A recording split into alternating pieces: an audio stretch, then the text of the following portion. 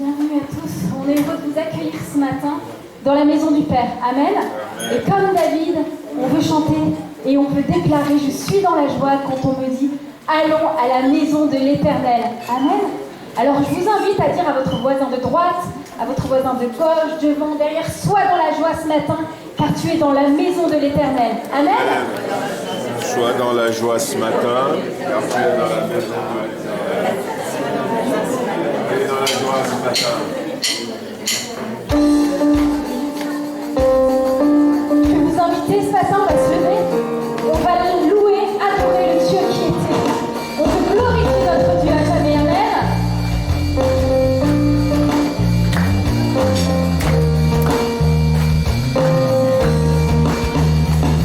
Louons le Dieu qui était, adorons le Dieu qui est, glorifions le Dieu qui sera à jamais, qui délivre les captifs, qui ouvre la mer en Dieu, notre Dieu est victorieux.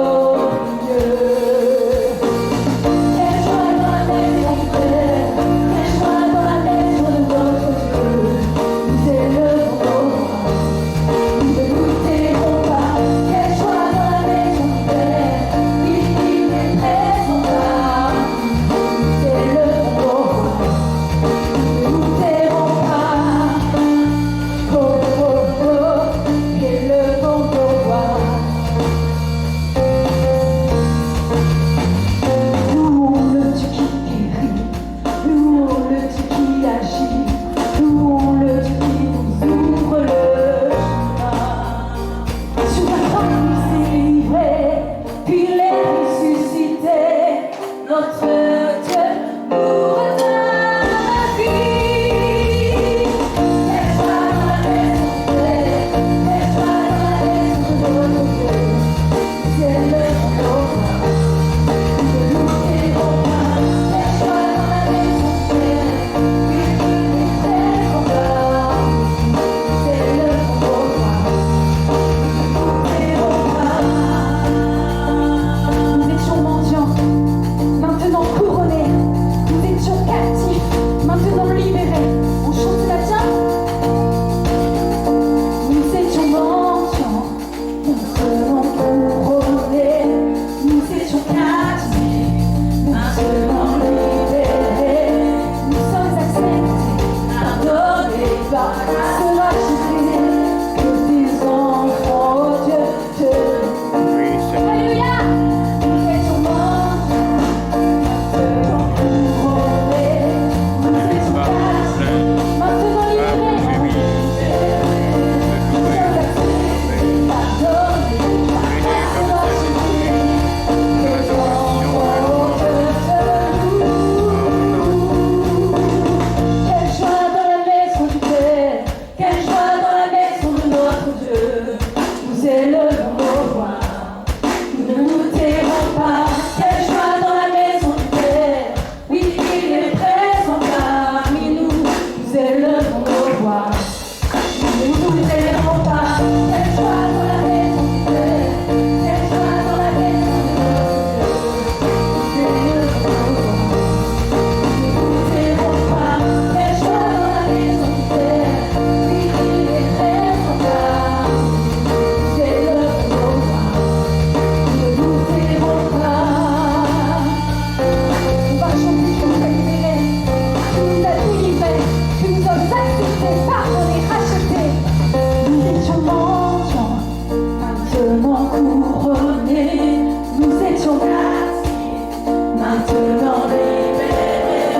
Nous sommes acceptés, pardonnés, par grâce rachetés.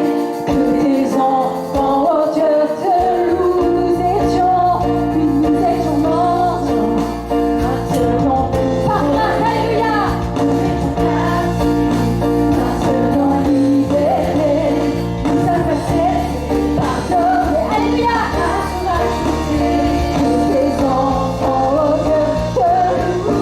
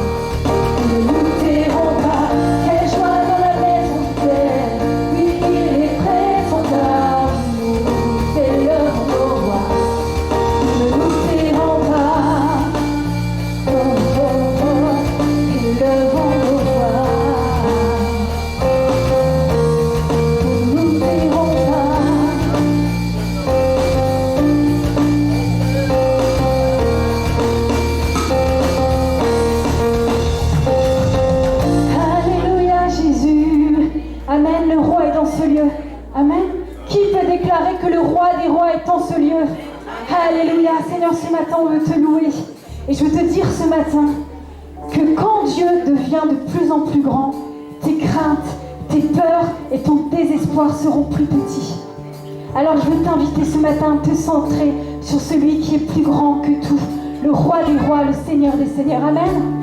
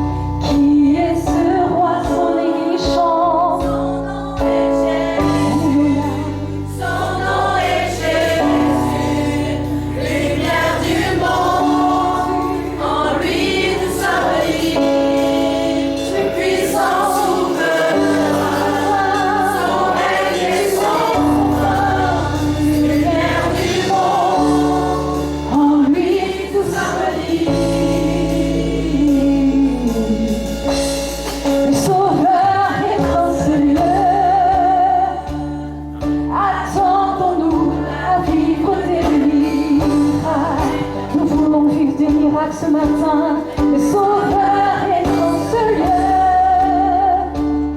Non, aucun salut en dehors de sa grâce. Oui, car ensemble seul, nous avons la victoire. Son nom est Jésus, son nom est Jésus, lumière du monde, en lui nous sommes libres.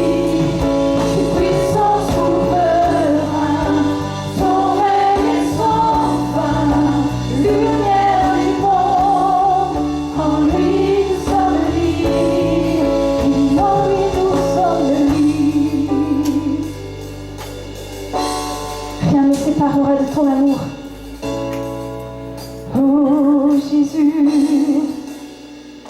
aucun amour n'est plus puissant, mort pour donner la vie, ressuscité triomphant. Aucun roi n'est comme lui, et toute autorité à jamais lui est soumise, victorieux couronné. Aucun roi n'est comme mort pour donner la vie, ressuscité triomphant.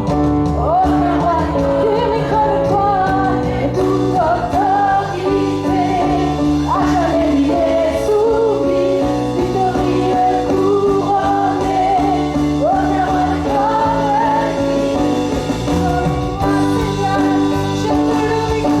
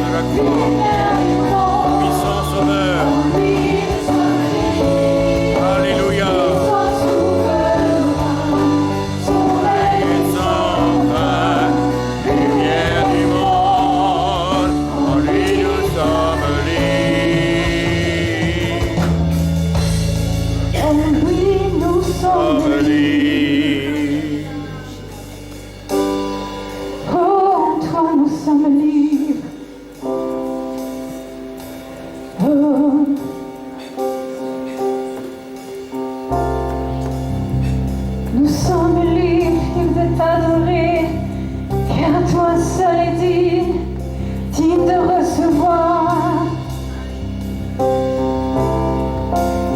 Oh, reçois notre louange.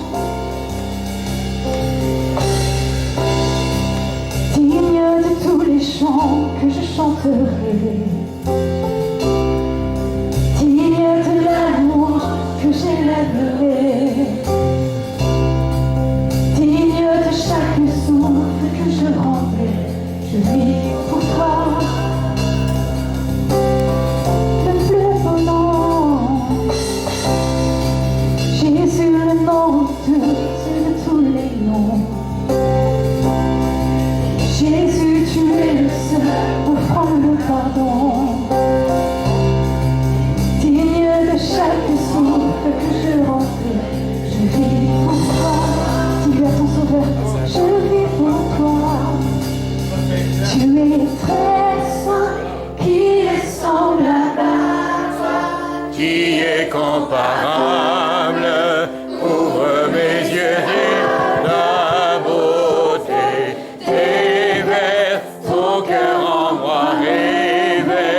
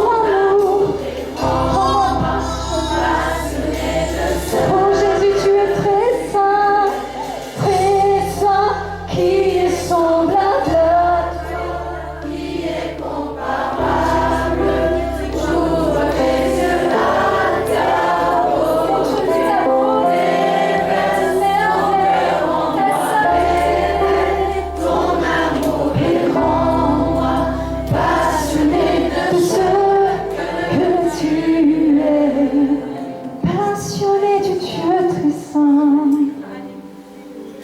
passionné du Dieu très saint, fondement inébranlable, mon rocher, ma forteresse.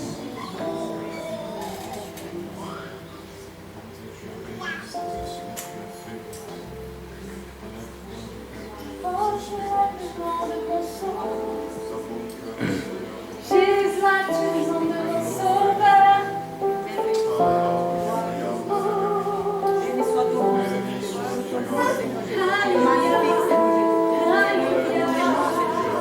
Adore la gloire, Seigneur, je dois voir la majesté.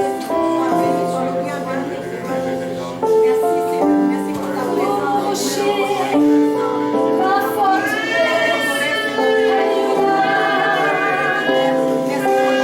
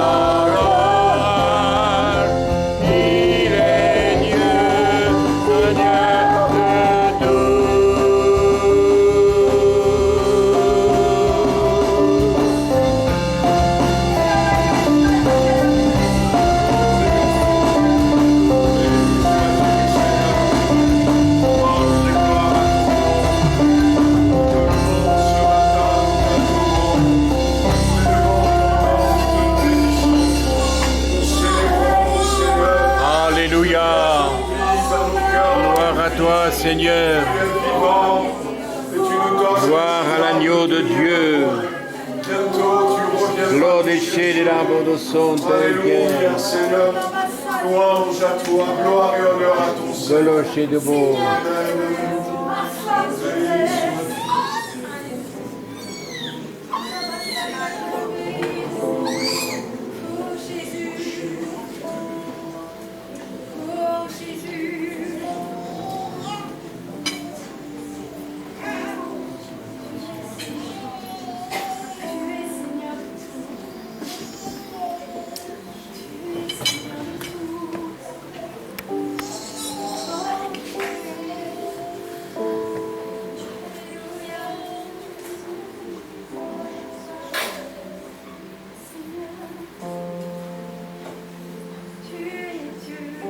Ton peuple est heureux ce matin de pouvoir t'adresser notre louange et notre adoration. Il nous est impossible de rester la bouche fermée. Il nous est impossible de rester le cœur fermé devant tant d'amour, tant de grâce, tant de miséricorde, tant de patience. Oui, ce matin, ton peuple est heureux de t'adresser avec un cœur vrai, avec un esprit vrai, poussé par le Saint-Esprit, de t'adresser notre louange, notre adoration, parce que nous voulons toujours, jusqu'à la fin de nos jours, nous souvenir que sur la croix, tu as porté nos péchés, que sur la croix, tu as porté nos maladies, que sur la croix, tu as porté tellement de choses qui nous concernent à nous, les humains. Oui, Seigneur, à toi l'adoration et la louange, au nom glorieux de Jésus. Amen. Alléluia.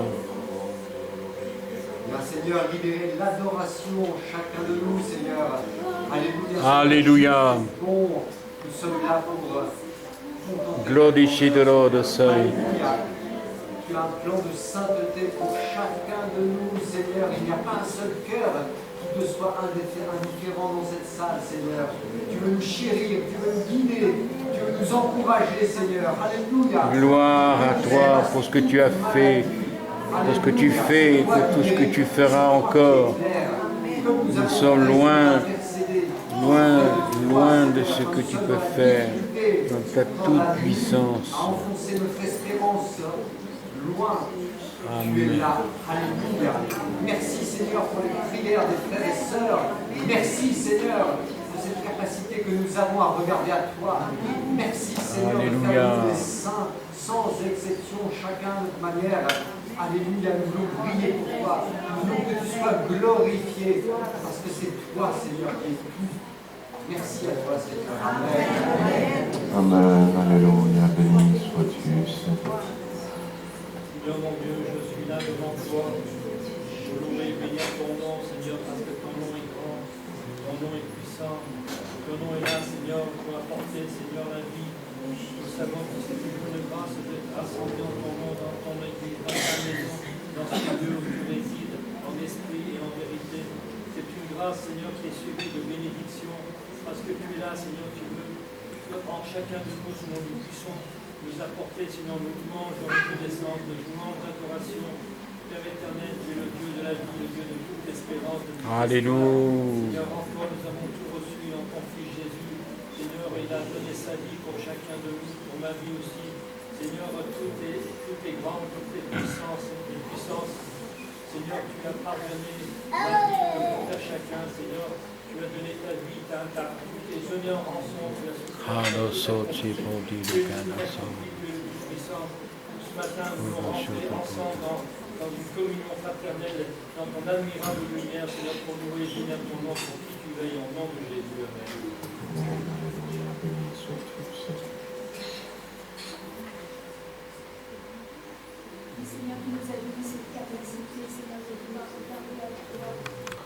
Je vais demander aux frères qui ont été désignés pour la Sainte Seine de pouvoir s'avancer.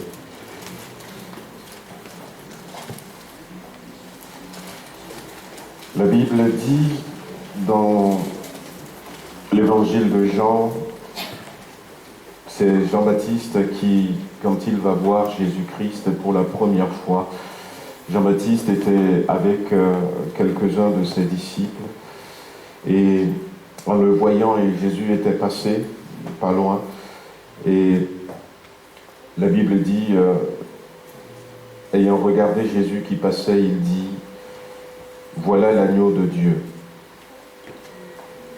Voici l'agneau de Dieu qui ôte le péché du monde. » Et ce matin, comme tous les dimanches matins, quand nous avons l'occasion, nous prenons la Sainte Seine pour nous rappeler que Jésus-Christ est l'agneau de Dieu qui ôte le péché du monde entier. Un autre passage dans le livre de l'Apocalypse nous dit au chapitre 5, « J'ai vu dans la main droite de celui qui est assis sur le trône, et celui qui est assis sur le trône, c'est Dieu lui-même. J'ai vu dans sa main droite un rouleau de parchemin écrit sur les deux faces. Le livre était cacheté de 7 sceaux, et je vis un ange puissant et majestueux qui demandait à haute voix, « Qui est digne d'ouvrir le livre et d'en rompre les sceaux ?» Mais on ne trouva personne, ni au ciel, ni sur la terre, ni au séjour des morts, qui soit capable de dérouler le livre et d'en pénétrer les secrets. Je fondis en larmes parce que personne ne fut jugé digne d'ouvrir le livre, ni même de le regarder. Là-dessus, l'un des anciens me dit, « Ne pleure pas ainsi. Regarde, le lion de la tribu de Juda, le descendant de David, a remporté la victoire. Il peut donc ouvrir les sceaux du livre et le dérouler. » Alors, j'aperçus debout au milieu du cercle formé par le trône les 4 êtres vivants et les anciens, un agneau, qui portait encore les marques du sacrifice. Il semblait avoir été égorgé, mais il avait 7 cornes, signe de sa puissance, et 7 yeux, symbole de la plénitude de l'Esprit de Dieu, envoyé en mission sur toute la terre. L'agneau s'approcha pour recevoir le livre de la main droite de celui qui siégeait sur le trône. Et lorsqu'il eut pris possession du livre, les 4 êtres vivants, les 24 anciens se prosternèrent devant lui. Et chacun de ces derniers avait en main une harpe, des coupes d'or remplies d'encens. Il chantait un cantique nouveau. Toi seul, tu es digne de prendre le livre et capable d'en briser les sceaux, car tu as racheté pour Dieu par ton sang des hommes de toute race, de toute langue, de tout peuple et de toute nation. Amen. Amen. Alléluia. Voici l'agneau de Dieu qui ôte le péché du monde, et ça se poursuit là-haut. Ça se poursuit là-haut, et ce que Jésus a fait, c'est tellement grand, c'est tellement important pour nous. Et la Bible dit que les vieillards, selon certaines versions, d'autres versions, les anciens, eh bien, se sont prosternés devant Jésus et lui ont chanté ce cantique, « Tu es digne ». Dieu n'avait pas précipité les choses, il a laissé le temps, mais personne n'a été trouvé ni sur le ciel, ni dans le ciel, ni sur la terre, et ni même dans le séjour des morts. Personne n'a été trouvé qui soit digne, capable de simplement regarder le rouleau et de s'en approcher pour le prendre. Alors, le lion de la tribu de Juda, l'agneau immolé, a remporté la victoire pour nous. Et ce matin, c'est avec réjouissance, avec joie, mais aussi avec reconnaissance à Jésus-Christ que nous voulons nous souvenir. C'est aussi peut-être par acte de foi. La victoire de la croix retentit jusque dans le ciel. Retentit jusque dans le ciel. Si le diable pouvait quelque chose, il pouvait se présenter et prendre le livre. Si la maladie pouvait quelque chose, elle pouvait se présenter. Si le péché pouvait quelque chose, eh bien, personne n'a été trouvé. Il n'y a que Jésus-Christ qui a été trouvé. Et il a remporté la victoire. Alors ce matin, on peut proclamer la victoire. Amen. On peut la proclamer dans notre vie. On peut la proclamer sur un bien-aimé qui traverse des moments difficiles. Par la foi, il a fait quelque chose qui aujourd'hui retentit encore dans le ciel. Alors, on va se mettre debout pour ceux qui sont baptisés par immersion.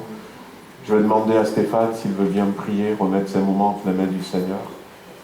Et puis après, même si vous n'êtes pas encore baptisé, vous pouvez proclamer cette victoire ce matin sur vos corps, dans votre vie spirituelle, sur votre famille.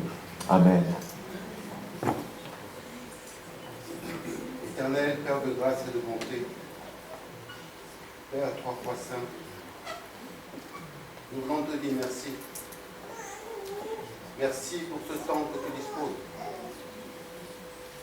Merci pour tes enfants ici rassemblés, Seigneur. Merci pour le sacrifice de la croix. Merci, Seigneur, parce que tu as donné de ta vie. Tu as versé ton sang afin que nous puissions être rachetés, Seigneur. Père, comment te remercier? Comment te dire merci, Seigneur, pour ce témoignage, Seigneur, d'amour envers notre frère, Seigneur. Car tu as tant aimé le monde que tu as donné ton Fils. Seigneur, par le sacrifice de la croix, Seigneur, nous nous approchons humblement, Seigneur, pour prendre ta chair, pour prendre ton sang, afin de nous souvenir en permanence, Seigneur, de ce que tu as fait chez nous. Merci, Père éternel. C'est au nom puissant de ton Fils Christ que nous avons prié. Amen. Amen.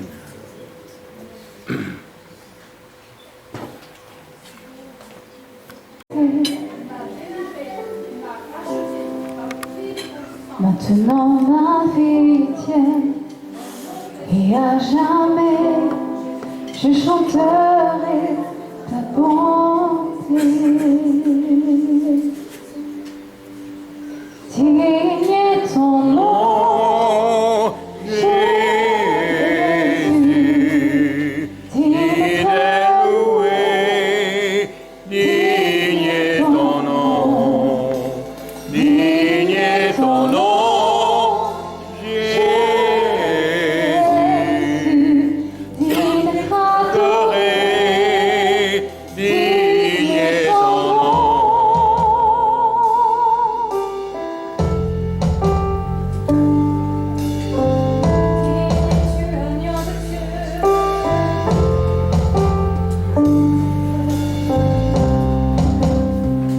La honte fut enlevée, tu es merveille par ton amour indéniable.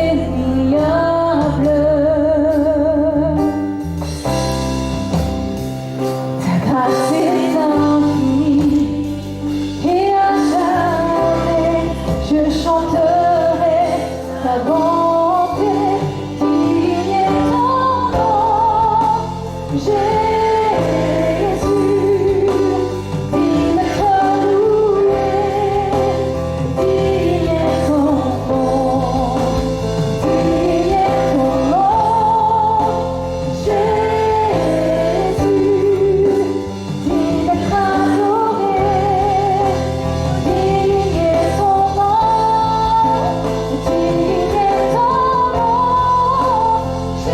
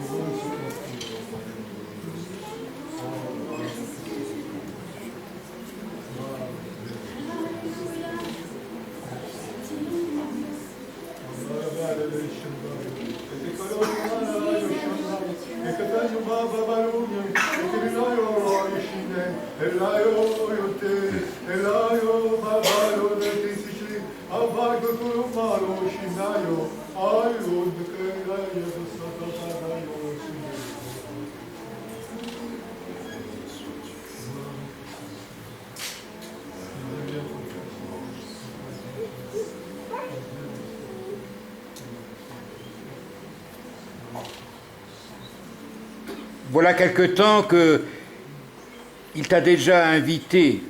Souviens-toi de l'invitation qu'il t'a envoyée. Aujourd'hui encore, il t'invite. Mais ne viens pas avec tes artifices.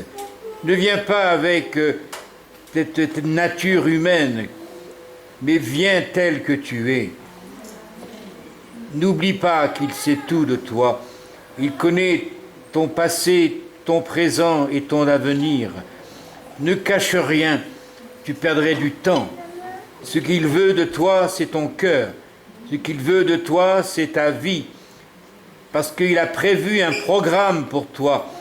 Ce programme, il va te le communiquer le jour où tu le prieras, le jour où tu seras disposé à obéir, car l'obéissance vaut mieux que le sacrifice. Alors ce matin, puisque tu as entendu la voix du Saint-Esprit, ne tarde pas, ne laisse pas traîner les choses.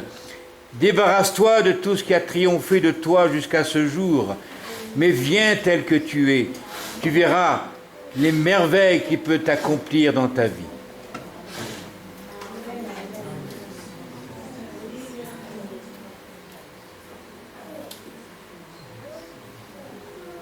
Amen. Gloire à En livre Sainte de Gauss.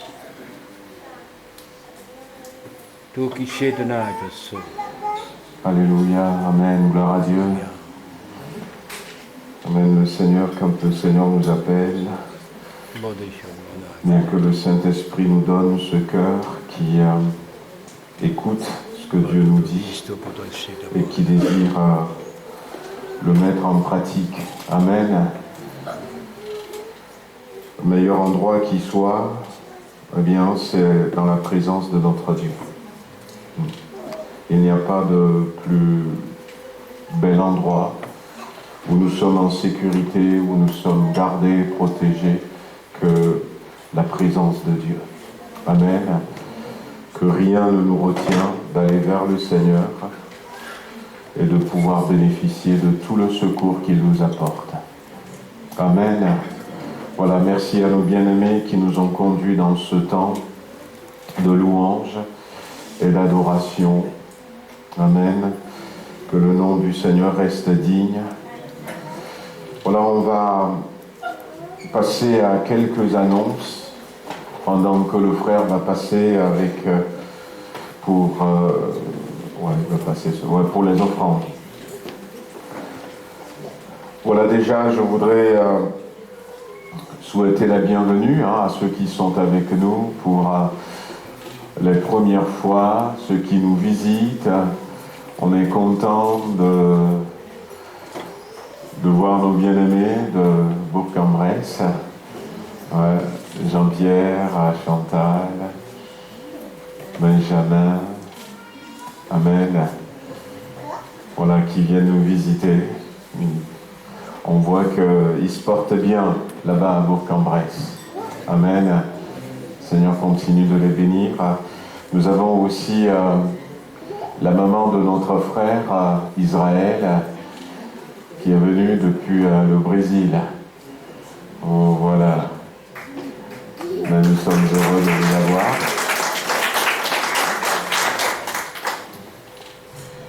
On a l'ami Max qui est là aussi ce matin. Voilà. Max, on est content de vous avoir. Amen. Voilà. C'est Aubriana qui est privilégié ce matin. Ouais. Voilà, donc peut-être qu'il y a d'autres personnes qui sont là pour la première fois, même si je ne vous appelle pas, malgré que j'ai changé récemment de lunettes. Pardonnez-moi. Voilà. Gisèle est revenue des vacances. Merci Seigneur. Voilà, en tout cas, nous sommes heureux de vous avoir avec nous. vous donner quelques nouvelles de notre sœur Odette qui vous salue bien. Voilà, on va prier tout à l'heure pour notre sœur Odette. Elle a des problèmes au niveau de ses yeux, elle voit pratiquement plus, mais elle s'attend au miracle de Dieu. Amen. Et comme Dieu, c'est le Dieu qui guérit les yeux, on veut prier que le Seigneur redonne la vue à notre sœur. Il a la capacité. Notre frère Momo va de mieux en mieux. Amen. Amen. Alléluia. Voilà, donc il recommence à parler. Et je pense à manger aussi. Voilà, et puis nous sommes contents de ce que ça évolue comme ça. Nous voulons ce matin aussi dans la prière, tout à l'heure, on priera pour Germaine, donc, qui est la sœur jumelle de notre frère Jeannot, qui est à l'hôpital de Trévoux, qui ne va pas du tout bien. Elle était déjà venue ici, hein, et puis notre frère lui a parlé déjà plus d'une fois. Elle est aussi en contact avec une sœur de l'église avec qui il discute, que le Seigneur visite, hein, donc cette amie Germaine, et que le Seigneur fasse quelque chose dans son cœur, mais aussi dans son corps. Amen. Voilà, nous voulons prier aussi pour Jean-Philippe, remettre Jean-Philippe Nirfex, remettre sa fille Ayona entre les mains du Seigneur, qui passe par un moment un peu compliqué dans son foyer. Nous voulons prier pour tout son foyer avec son époux Papis, que le Seigneur pose sa main dans cette situation, que le Seigneur encourage nos bien-aimés Jean-Philippe et Christine. Voilà, donc on va peut-être avoir déjà ce temps de prière. Au niveau des annonces, que dire de plus? Sinon, voilà, on a gardé pendant cette saison d'été que les réunions de mardi soir à 19h, voilà, et le dimanche matin, voilà, 2 rendez-vous par semaine, mardi soir et dimanche matin. Et puis, on vous dira quand on va reprendre les vendredis. Je pense aussi au pasteur Jean-Pierre Denis, qui devait venir me remplacer pendant 2 dimanches, mais qui m'a téléphoné pour me dire une situation difficile que vit son fils, et une situation qui pouvait l'empêcher de venir, mais ce n'est pas ça le plus alarmant. On veut prier pour que le Seigneur pose sa main sur son fils, hein, donc à ce pasteur Jean-Pierre Denis, qui est au Bénin. Même s'il ne peut pas venir, il n'y a pas de souci, on s'arrangera. Mais que le Seigneur les visite et que le Seigneur pose sa main. Amen. Voilà quelques sujets de prière. On peut se mettre debout. Je vais demander à Philippe s'il veut se faire notre porte-parole et prier pour ses bien-aimés ce matin. Notre Dieu, notre Père, c'est toujours au nom de Jésus-Christ que nous te prions ce matin. Nous n'avons pas le pouvoir de changer les choses. Et toi, tu as le puissant pouvoir de transformer les ténèbres en lumière, Amen. Le mensonge en vérité. Seigneur, tu vois tes cas qui ont été présentés. Nous croyons que, Seigneur, tu enregistres dans ton ciel de gloire ces demandes. Tu vois les situations de détresse, de danger que peut avoir ceux qui ont été demandés dans la prière. Nous croyons, Seigneur, que d'un seul cœur, nous voulons ce matin prier ensemble pour ces situations. Nous croyons, Seigneur, que par la toute-puissance du Saint-Esprit, tu peux transformer toutes choses à la gloire de ton nom. Merci, Seigneur, parce que nous savons en qui nous avons cru, nous savons en qui nous nous adressons, nous savons en qui, Seigneur, nous te faisons confiance. Oui, nous pouvons compter sur toi dans toute notre foi. Merci, Seigneur. Gloire à toi, au nom de Jésus. Amen. Amen. Amen. Alléluia. Gloire à son nom. Alléluia. Dans le nom de Jésus-Christ. Amen. Alléluia. Voilà, on va lire un verset dans le psaume 127 ce matin. On veut présenter Aubriana au Seigneur ce matin et elle va venir. Alors elle a un prénom, Aubriana Isaro, qui veut dire perle précieuse. C'est bien ça, Ouais. Dans le psaume 127, voilà, je vais demander à Sévérin et puis à Alice s'ils veulent apporter à la princesse. La perle précieuse, une perle de grande valeur. La Bible dit, si l'Éternel ne bâtit la maison, ceux qui la bâtissent travaillent en vain. Si l'Éternel ne garde la ville, celui qui la garde veille en vain. En vain vous levez-vous matin, vous couchez-vous tard, et mangez-vous le pain de douleur. Il en donne autant à ses bien-aimés pendant leur sommeil. Cette première partie nous montre qu'il faut faire confiance à Dieu, il faut compter sur lui pour que lui nous donne, pour que lui travaille en notre faveur, pour que lui nous ouvre des portes, pour que lui nous bénisse. Et la deuxième partie dira, voici des fils ou encore des enfants sont un héritage de l'Éternel. Le fruit des entrailles est une récompense. Et comme les flèches dans la main d'un guerrier, ainsi sont les enfants de la jeunesse. Heureux l'homme qui en remplit son carquois. Ils ne seront pas confus quand ils parleront avec des ennemis à la porte. Waouh! Quelle dimension la Bible donne aux enfants. On va dire dans ce passage que les enfants sont un héritage de la part de l'Éternel. Nous on croyait que l'héritage c'est une maison, une voiture, de l'argent, mais les enfants sont un héritage de la part de l'Éternel. Les enfants sont aussi une récompense que Dieu donne. Et les enfants comme sont des flèches qui sont dans le carquois. Et celui qui en possède, il est heureux. Et c'est vrai qu'ils sont heureux. Ah oui, ils sont heureux.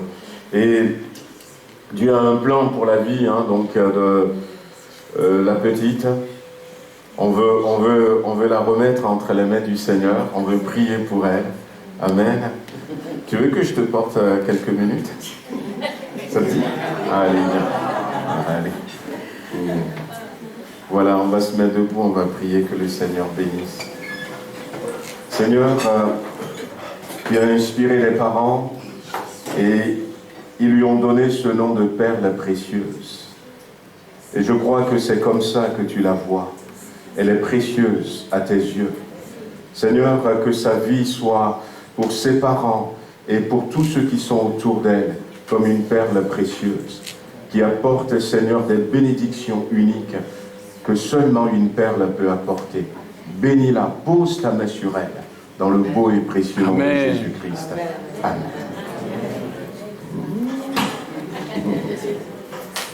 Amen. Amen.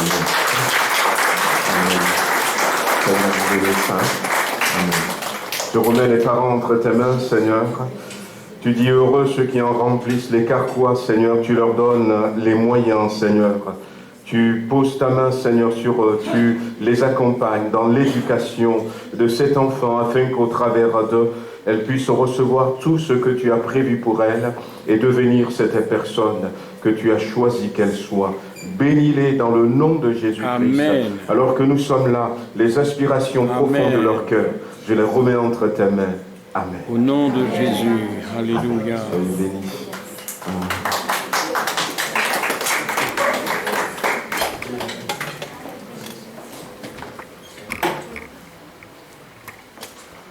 Amen, gloire à Dieu.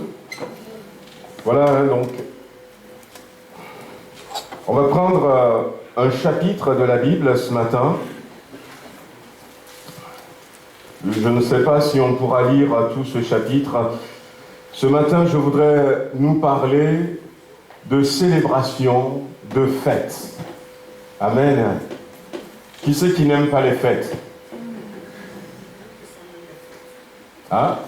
Personne n'a levé les mains. Hein. Si je dis qui c'est qui n'aime pas les cafés, je crois qu'il y aura des mains qui vont se lever, mais les fêtes, on aime tous les fêtes. Et j'aimerais parler ce matin des fêtes de l'Éternel. Nous avons des moments de réjouissance, des moments de célébration, et Dieu a aussi des fêtes, les fêtes de l'Éternel. Ce sont des fêtes, peut-être certains diront c'est des fêtes religieuses, d'autres diront c'est des fêtes juives, mais on veut s'arrêter un tout petit peu, hein, donc rapidement sur ces fêtes. Alors je ne veux pas parler de toutes les fêtes juives. Mais les Juifs vont célébrer par exemple la fête de Hanouka, la fête de lumière. Ils vont célébrer la fête de Purim, qui est la libération avec que Esther et Mardoché ont apporté. Il va y avoir d'autres célébrations.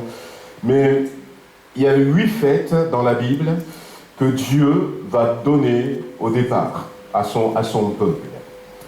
Et je voudrais simplement parler de ces 8 fêtes. Alors je ne voudrais même pas parler de manière à dire ce que ces fêtes signifient forcément pour le peuple juif, parce que nous allons voir que ces fêtes que Dieu avait mis en place, ce sont des fêtes pour rythmer, c'est vrai, la vie de son peuple, mais ce sont des étapes dans la vie de chaque homme, et surtout dans la marche chrétienne. Ces fêtes sont liées au salut que Jésus-Christ nous apporte, ont une signification. Il y en a une, par exemple, c'est la Pentecôte. Et vous savez que la Pentecôte, le Saint-Esprit était descendu, l'Église était née ce jour-là.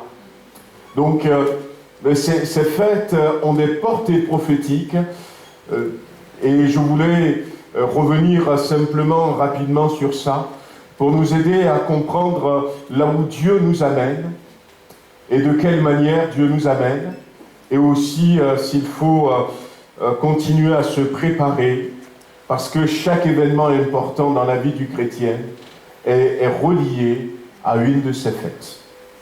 À une de ces fêtes. Alors on trouve ces fêtes dans Lévitique chapitre 23.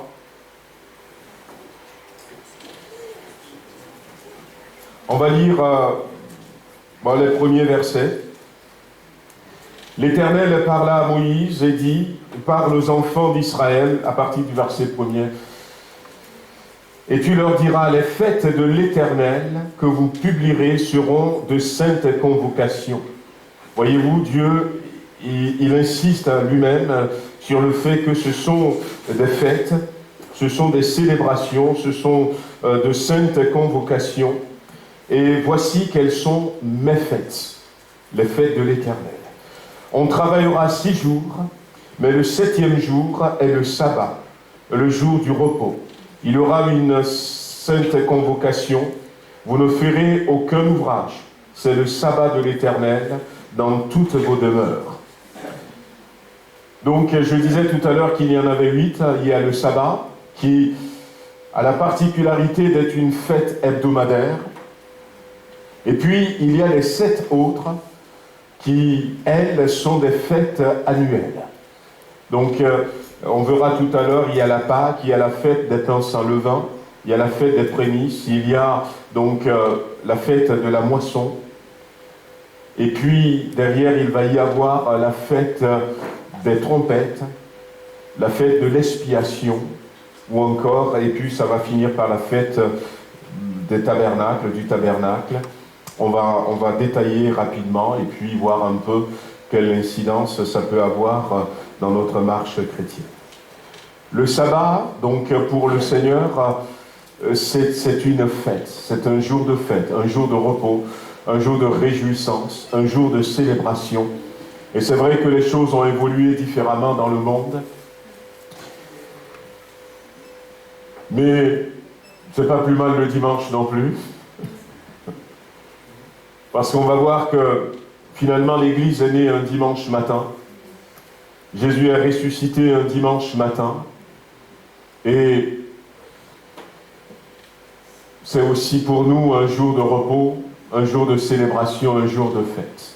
Dieu veut qu'à un moment donné on s'arrête pour que nous puissions penser à lui, que nous puissions penser aux choses spirituelles. Et comme il va le dire à son peuple, et comme Jésus va le rappeler, pour nous apprendre que l'homme ne vit pas de pain seulement, mais aussi de toute parole qui sort de la bouche de Dieu. On va continuer donc la lecture. Le verset 4, « Voici les fêtes de l'Éternel, les saintes convocations que vous publierez à leur temps fixé. Le premier mois et le 14e jour du mois, entre les deux soirs, ce sera la Pâque de l'Éternel. Et le 15e jour de ce mois, ce sera la fête des pains sans levain, en l'honneur de l'Éternel. Vous mangerez pendant 7 jours des pains sans levain. Le premier jour, vous aurez une sainte convocation. Vous ne ferez aucune œuvre servile, et vous offrirez à l'Éternel pendant 7 jours des sacrifices consumés par le feu. Et le 7e jour, il y aura une sainte convocation. Vous ne ferez aucune œuvre servile. L'Éternel parla à Moïse et dit, « Parle aux enfants d'Israël et tu leur diras. Quand vous serez entrés dans le pays que je vous donne et que vous y ferez la moisson, vous apporterez au sacrificateur une gerbe, prémisse de votre moisson. » C'est la 3e, la fête des prémices. Alors, c'est cette fête de l'Éternel, il faut savoir que la première des fêtes, c'est la Pâque. C'est la Pâque. Et la Pâque, Dieu va reprendre cette fête. La Pâque a été instituée quelque temps en arrière.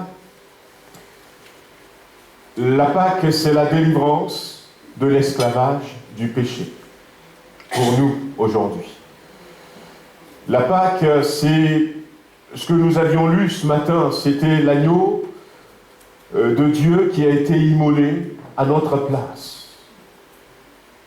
La Bible dit qu'une sentence était tombée alors que le peuple de Dieu était en Égypte. Et la sentence, c'est que tous les premiers-nés meurent. La mort va passer dans le pays, dans la ville, et tous les premiers-nés vont mourir. La mort va rentrer dans toutes les maisons. Mais Dieu veut sauver son peuple. Alors Dieu va leur dire ceci, vous allez prendre un agneau,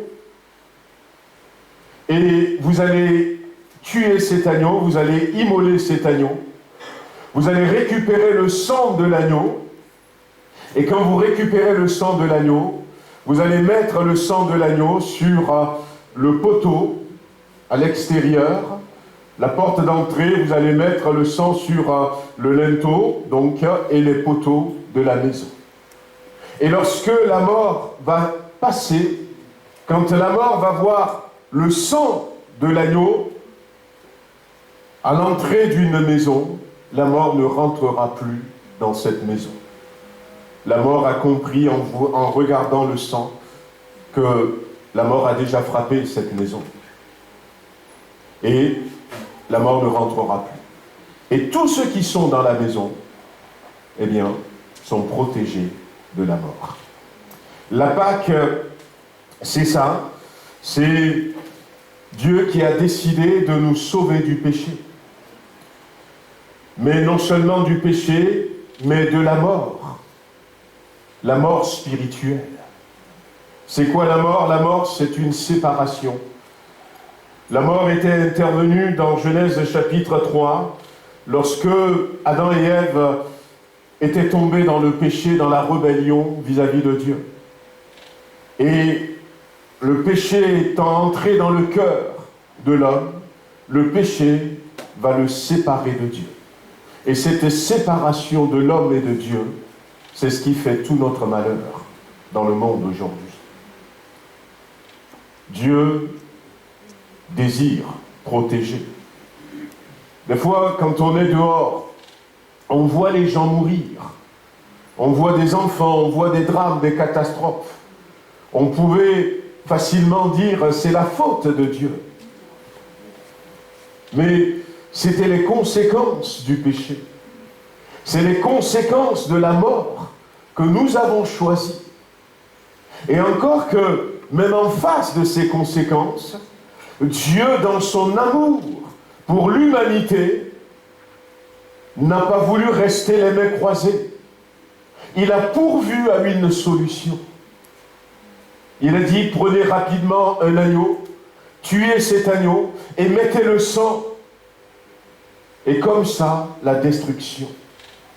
Et ce que nous avons besoin d'entendre, ce que notre monde a besoin d'entendre, ce n'est pas de continuer de dire que Dieu est injuste en laissant ces choses arriver. Pas du tout. Mais ils ont besoin d'entendre dire que, eh bien, toutes ces choses qui arrivent, c'est les conséquences du péché. Mais Dieu a pourvu à un moyen. Dieu a prévu de nous sauver et de leur montrer le chemin du salut. La fête de la Pâque, c'est la première, c'est la plus importante,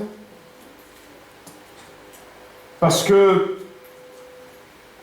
Dieu dira à Moïse et au peuple d'Israël, lorsque la Pâque va avoir lieu, c'est pour la première fois dans Exode chapitre 12, Dieu va commencer à donner les consignes sur comment prendre cet agneau. Mais ce qui est important, c'est que au chapitre 12 d'Exode, le verset 1er, l'Éternel dit à Moïse et à Aaron, « Ce mois-ci sera pour vous le premier des mois. Il sera pour vous le premier des mois de l'année. » La Pâque va avoir lieu vers, souvent, donc si on prend le calendrier juif, ça tombe souvent vers la moitié de mars, parce que les Juifs vont célébrer au mois de septembre leur nouvel an, mais dans la Bible, officiellement, l'année commence mi-mars. L'année commence avec la Pâque, la célébration de la Pâque. Donc le 14e jour, le premier mois, le 14e jour du mois, eh bien, il y a la célébration de cette fête. Pourquoi est-ce que Dieu leur avait dit, a insisté, alors que ce n'était pas le premier mois? Il va dire, eh bien, ce mois-ci sera pour vous le premier des mois. C'est comme si Dieu est en train de dire que, eh bien, nous ne commençons réellement à vivre qu'à partir du moment où nous rentrons dans la vie à travers la Pâque. C'est là le commencement de tout. Ça va être le premier. Parce que si nous ne sommes pas pardonnés pour nos péchés, si nous ne sommes pas lavés par le sang de Jésus-Christ, eh bien nous n'avons pas encore commencé à vivre. Ce mois-ci sera le premier. C'est le début de la marche chrétienne. Lorsque nous réalisons que nous sommes comme les autres et qu'il y a des catastrophes, il y a des drames un peu partout, mais il y a un Dieu qui m'aime, un Dieu dont je m'étais séparé, et ce Dieu a pourvu à un moyen pour que je sois toujours protégé et gardé par lui. Donc Dieu a voulu que ce soit une fête, une célébration, parce que c'est quelque chose d'extraordinaire que d'être pardonné de ses péchés. Amen.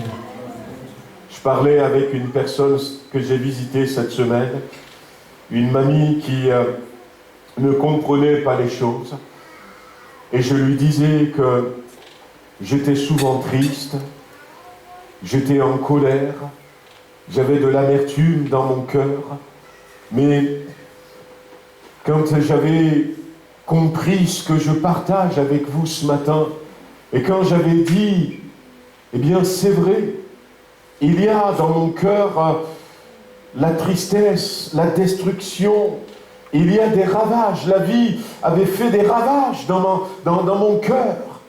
Mais quand j'avais compris que, eh bien, Jésus-Christ avait pris ma place, qu'il avait versé son sang, pour que ces choses n'aient plus d'impact dans ma vie.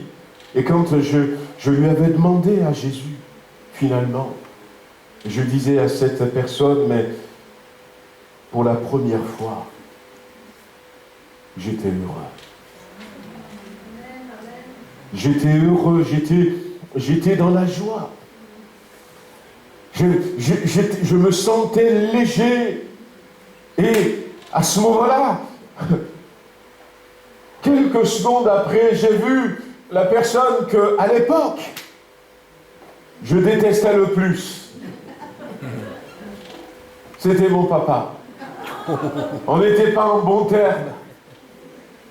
Et je sors de ma chambre et je le rencontre. Et je lui dis, ça va papa? Si tu as besoin de quelque chose que je peux faire pour toi? Et il me regarde. Il me dit, mais qu'est-ce qui t'arrive? Oh, je dis, ben non, ça va. Je n'ai pas insisté. Je suis dehors. Si jamais tu as besoin de quelque chose que je peux faire pour toi, je peux le faire pour toi. Ça m'a complètement changé. Il y avait cette joie qui était là. Et Dieu veut que ce soit une fête. Et cette joie ne pourra jamais me quitter. Ce qui fait la joie du chrétien, c'est de savoir que la mort est passée au-dessus. Que nous sommes vivants. Nous avons la vie. Ce qui fait la joie du chrétien, ce n'est pas ce que nous possédons, mais c'est de savoir que nous ne sommes plus du tout condamnés. Avant, je ne pouvais pas parler bien à mon papa. Mais maintenant, je peux le voir, je n'avais pas honte. Je n'étais plus en colère. Il n'y a plus rien dans mon cœur. Et je lui ai transmis à mon père cette joie. Sans qu'il soit converti, ça l'a bouleversé quand il m'a vu évoluer. Oh, la vie avait continué avec ses hauts et ses bas. Mais j'avais cette joie dans mon cœur. Et la Bible dit, toutes choses anciennes sont passées. Voici, il y a de nouvelles choses qui commencent. Celui qui est en Christ est une nouvelle création. Et ça, Dieu veut que le peuple, son peuple se rappelle de ça. C'est la première des choses. La Pâque. Dans quelques mois, si le Seigneur veut, on célébrera encore la Pâque. Mais est-ce que vous aviez célébré votre Pâque? Est-ce que vous aviez compris, amis qui êtes là ce matin, que la Pâque, en réalité, cette croix sur laquelle l'agneau de Dieu a été tué, Jésus a été tué, et son sang qui a été versé, c'est pour couvrir la maison dans laquelle je vis, pour me libérer complètement du péché, de la mort, pour me libérer du diable, pour me changer, pour faire de moi une nouvelle personne. Une nouvelle personne. Bien-aimés, c'est important. Dieu veut que ce soit une fête. La Bible dit, il y a beaucoup de joie dans le ciel lorsque quelqu'un sur la terre a compris et donne son cœur à Jésus-Christ. Il y a eu de la joie dans le ciel pour moi. Le jour de mon baptême, je m'étais fait baptiser dans une rivière. Mais j'étais tellement dans la joie.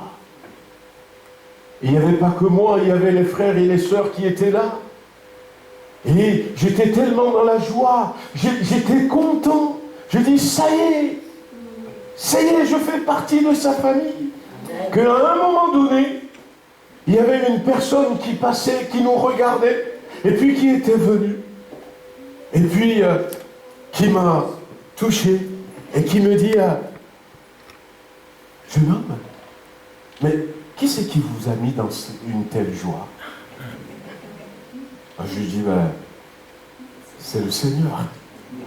J'étais tout jeune converti.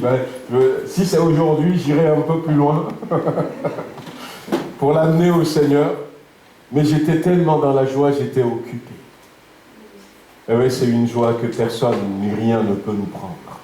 La Bible dit que rien ne pourra nous séparer de l'amour de Dieu manifesté en Jésus-Christ.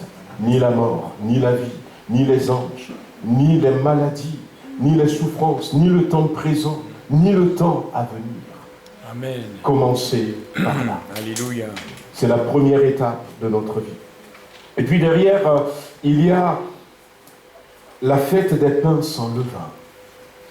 La fête des pains sans levain commence tout de suite après la Pâque.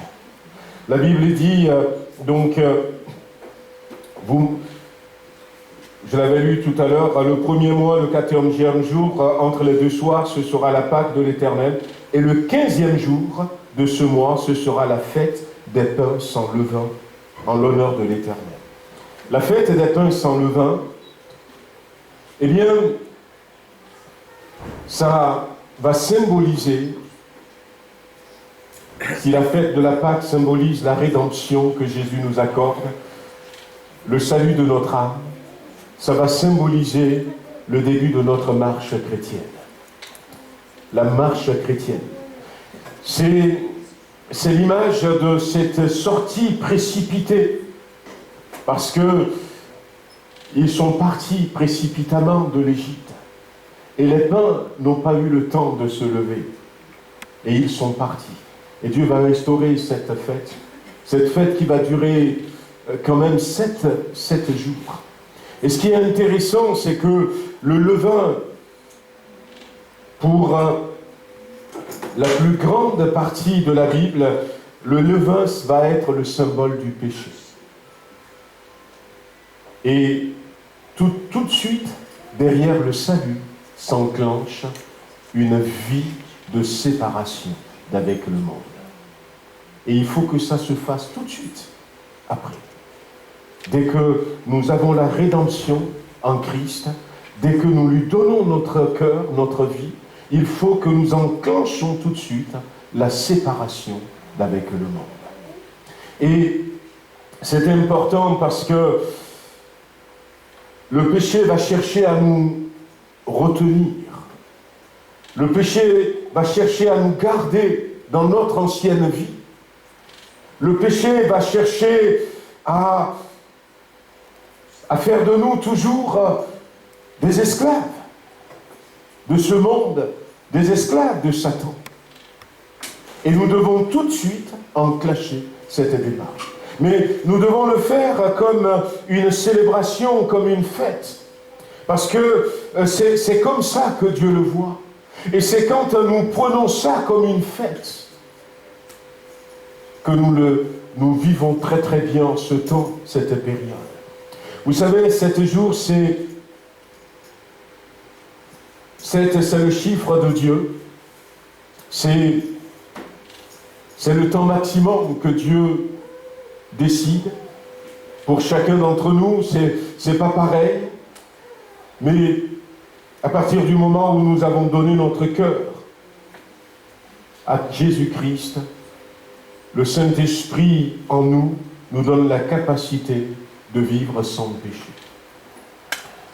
Vous savez, je vous l'avais dit à plusieurs reprises, ce que j'avais fait, moi, j'avais mon carnet, j'avais un carnet.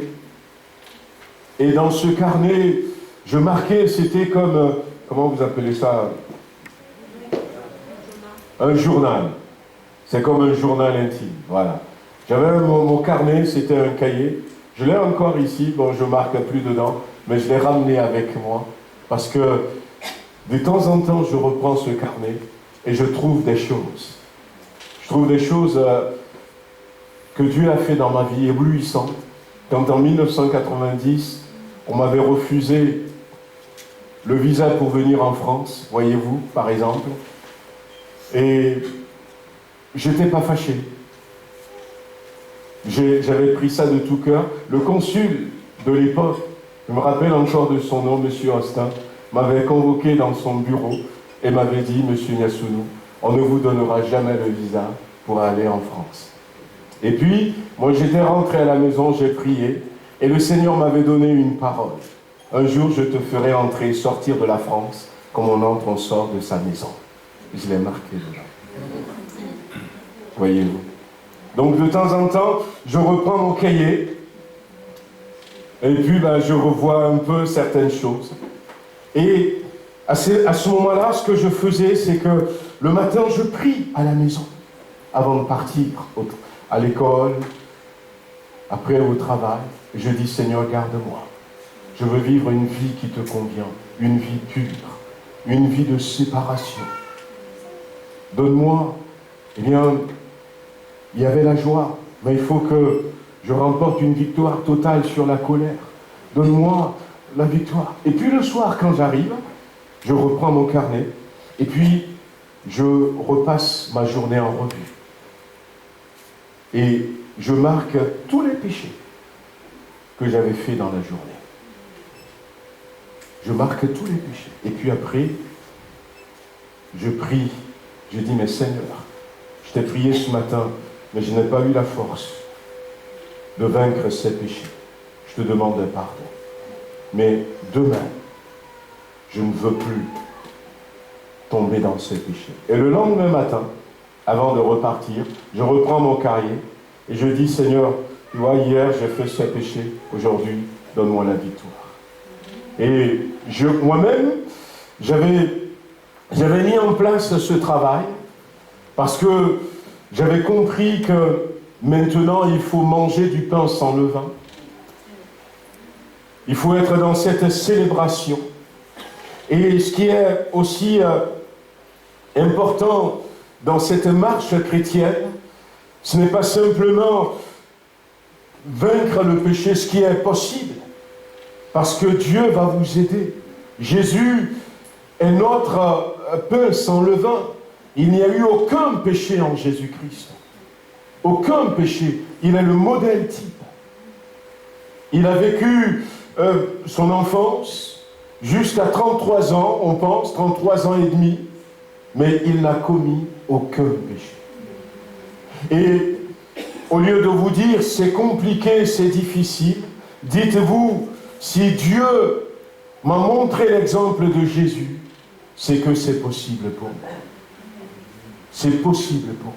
Et la deuxième chose qui est importante pendant cette marche chrétienne, Dieu va dire à deux reprises ceci, vous ne ferez aucune œuvre servile. Autrement dit, vous n'allez pas faire un travail qui va vous replonger dans l'esclavage.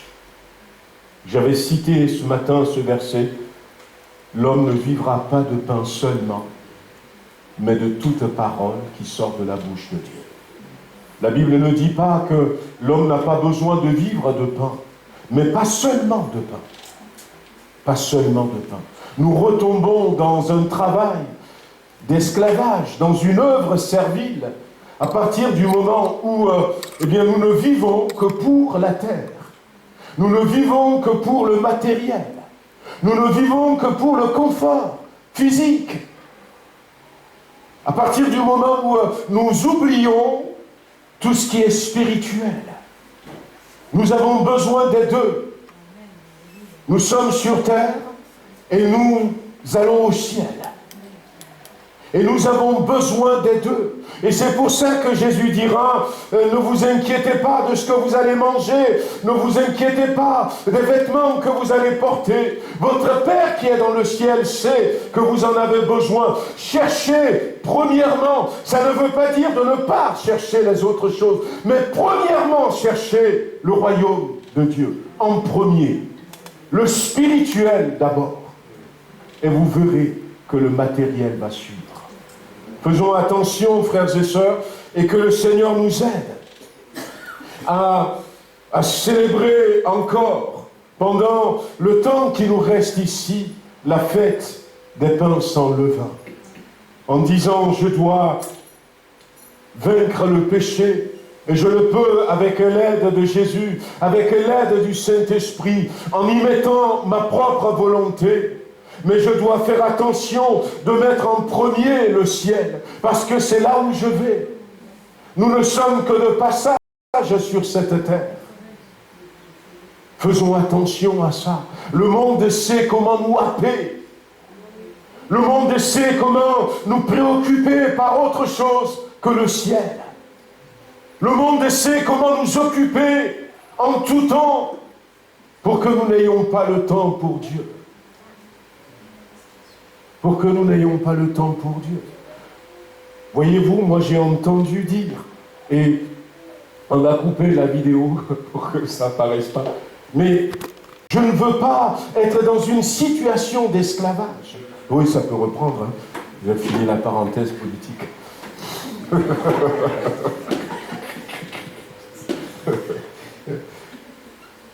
La fête des pains sans levain.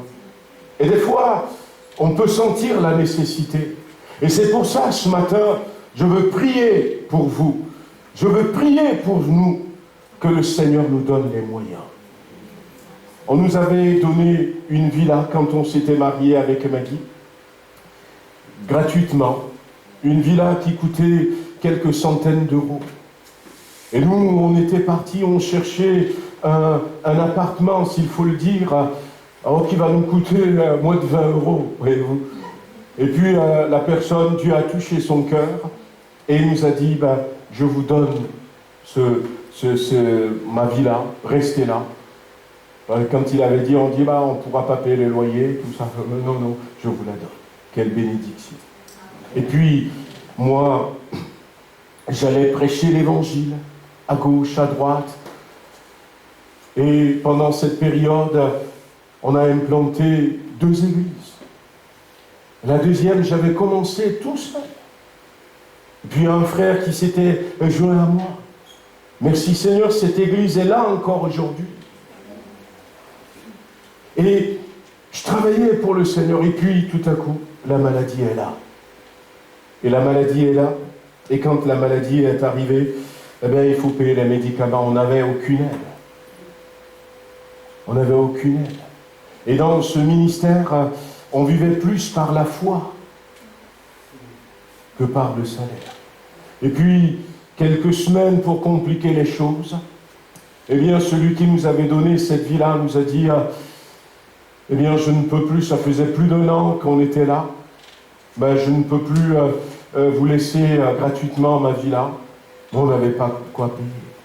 Il y a des fois des circonstances comme ça dans la vie qui peuvent nous obliger à nous détourner de ce qui est spirituel.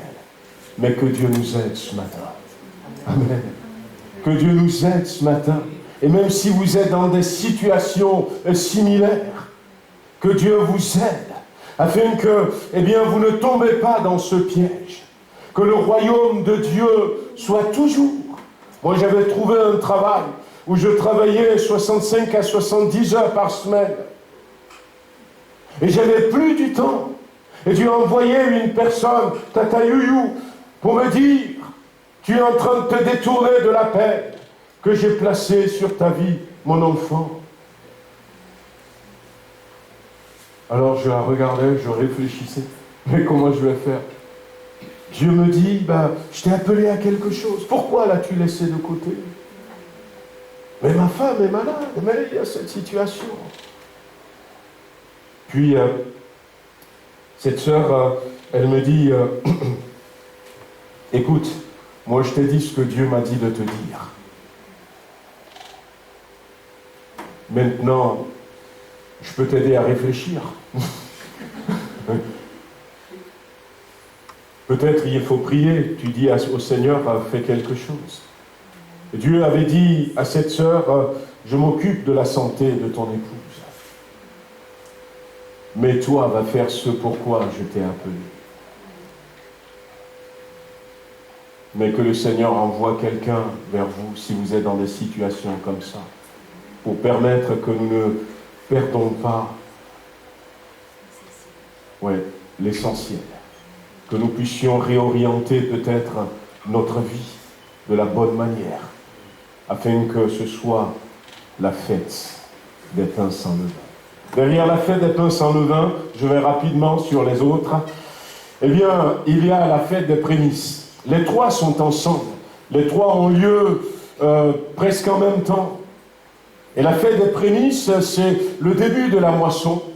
Et Dieu veut que les premières moissons, les premières gerbes soient apportées à Dieu.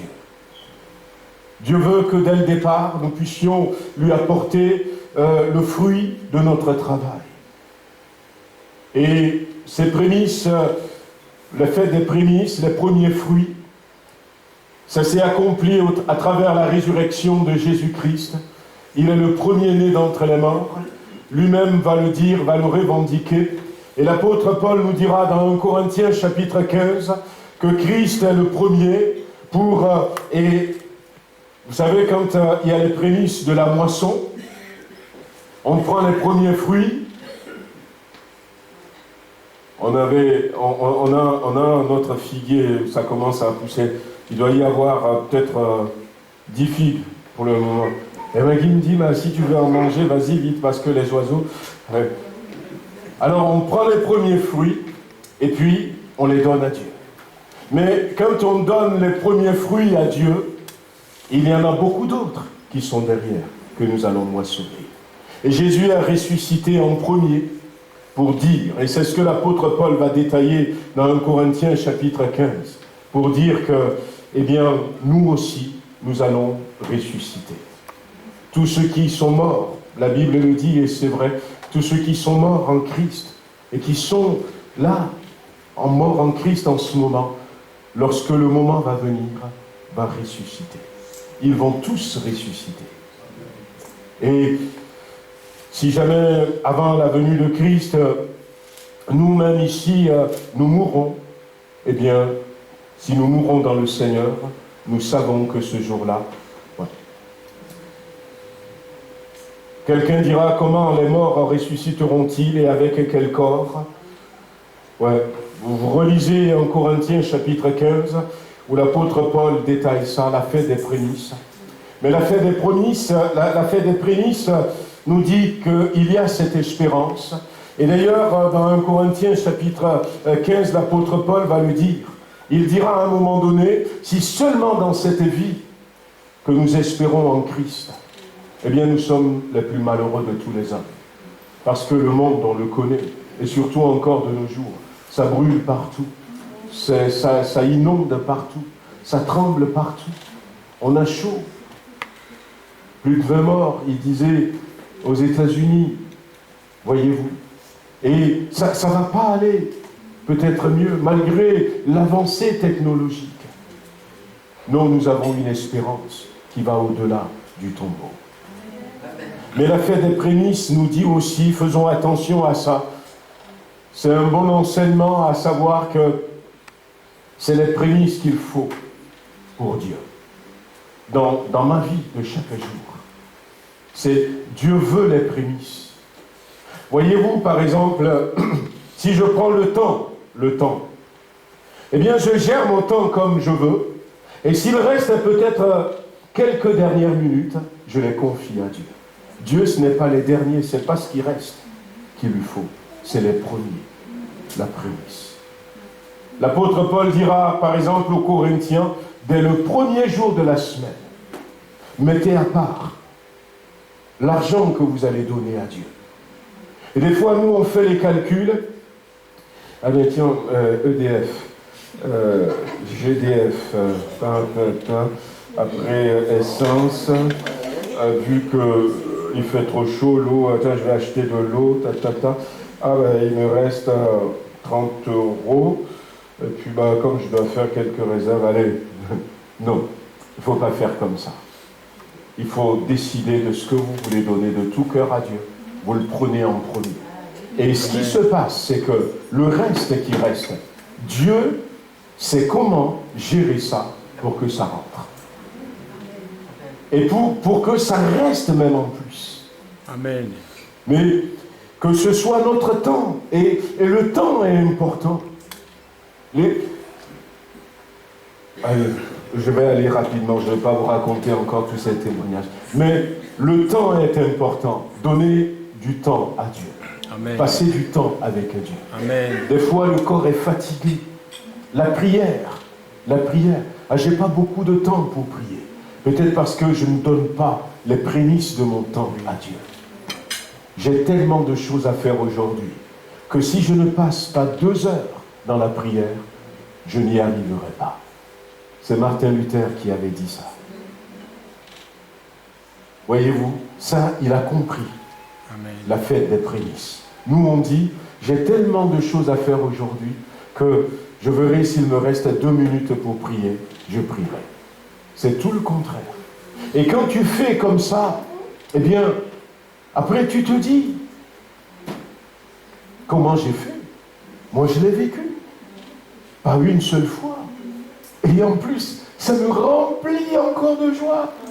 Mais ce jour-là, finalement, on ne pensait pas qu'on allait, on ne va pas y arriver. Mais on était arrivé, on se demande, mais le temps était devenu élastique ou quoi?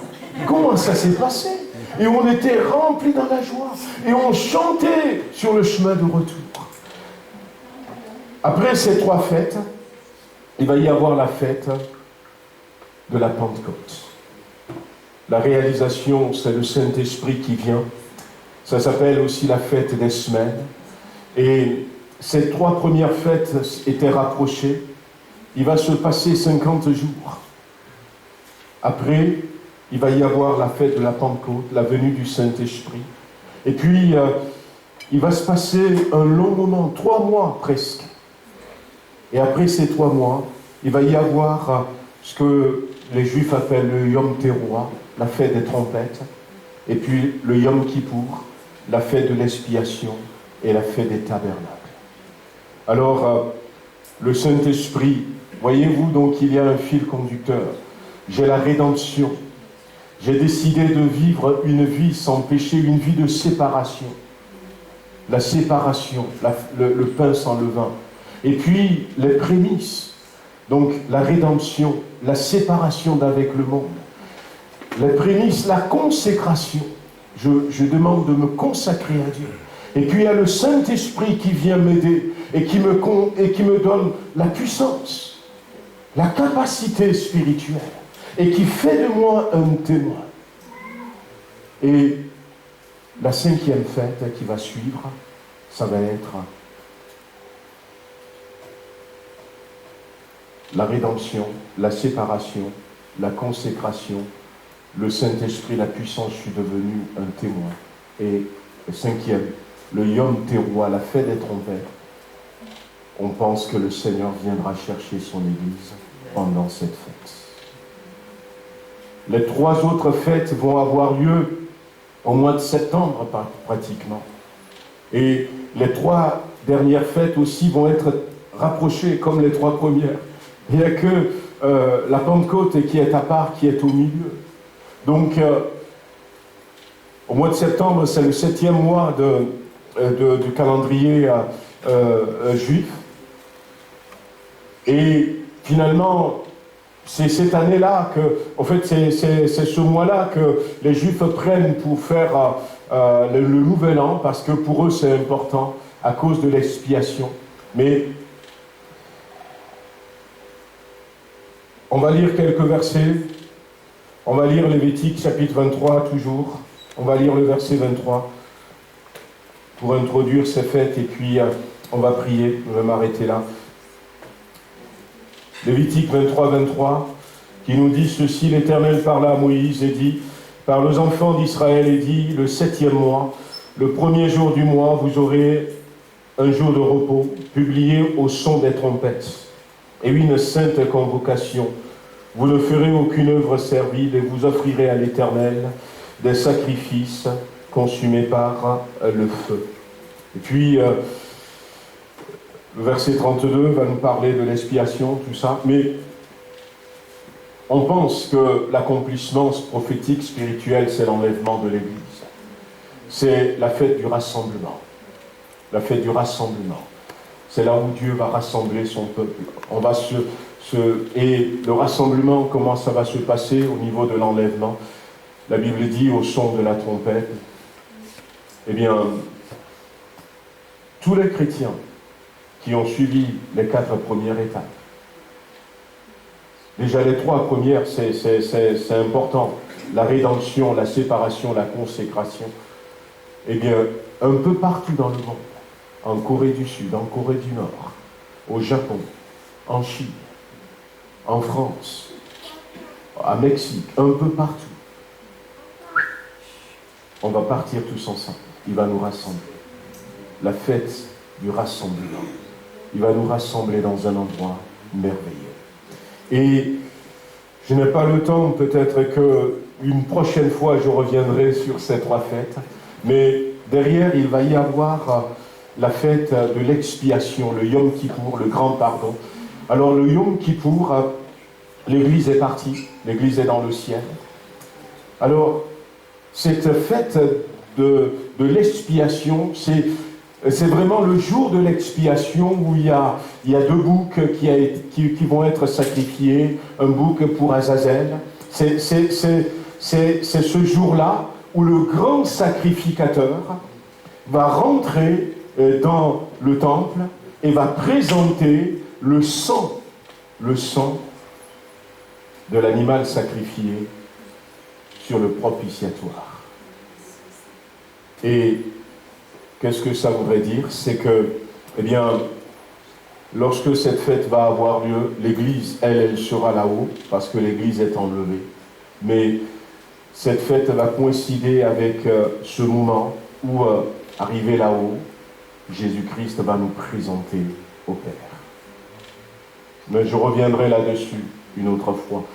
Et sur la terre, eh bien, ça va correspondre pour Israël aux douleurs de Jacob.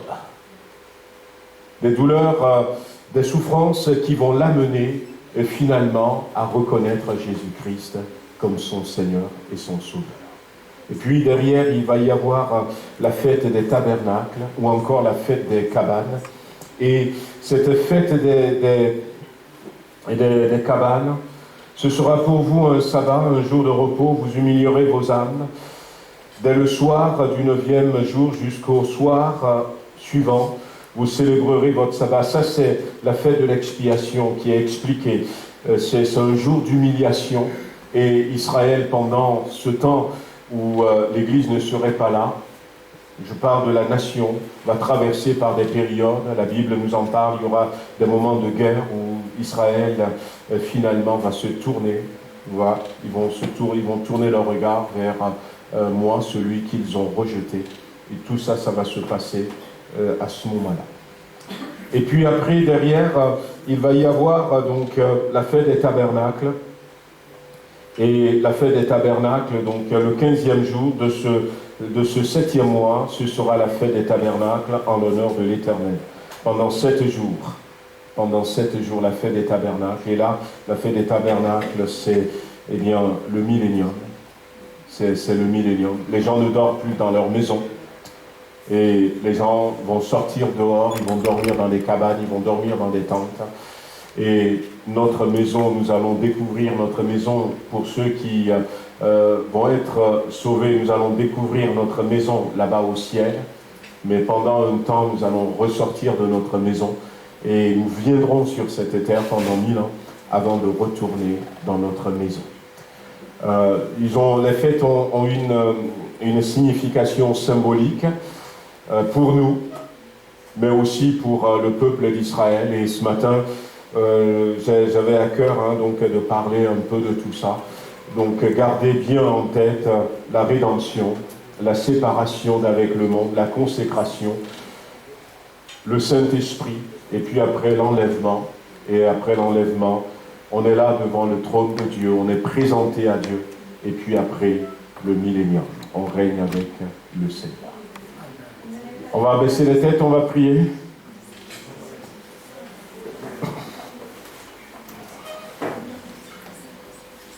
Alors si quelques-uns veulent se lever ce matin, pourquoi pas. Je ne sais pas où est-ce que vous en êtes, mais ce qui nous concerne le plus précieusement ce matin, ce sont les 3 premières fêtes. La rédemption, est-ce que j'ai la rédemption en Jésus-Christ? Peut-être que j'ai fait le pas, mais est-ce que j'arrive à célébrer les pains sans levain? Je vis dans cette séparation d'avec le monde. Ça ne veut pas dire que je sors du monde. Est-ce que j'ai besoin que le Seigneur m'aide à peut-être revoir les motivations de mon cœur? Amen. Est-ce que je travaille pour ce monde seulement, ou est-ce que je cherche premièrement le royaume de Dieu? Et les prémices, est-ce que j'ai cette consécration totale qui fait que je mets Dieu en premier, Dieu d'abord, avec la foi et l'assurance que rien ne va me manquer? C'est les trois les plus importantes. Je ne sais pas où vous en êtes, mais si ces trois sont bien faites, eh bien le Saint-Esprit qui est en nous va nous donner sa puissance et va nous communiquer quelques dons. Et quand les trompettes vont sonner, on ne sait pas si c'est la prochaine fête des trompettes au mois de septembre ou pas.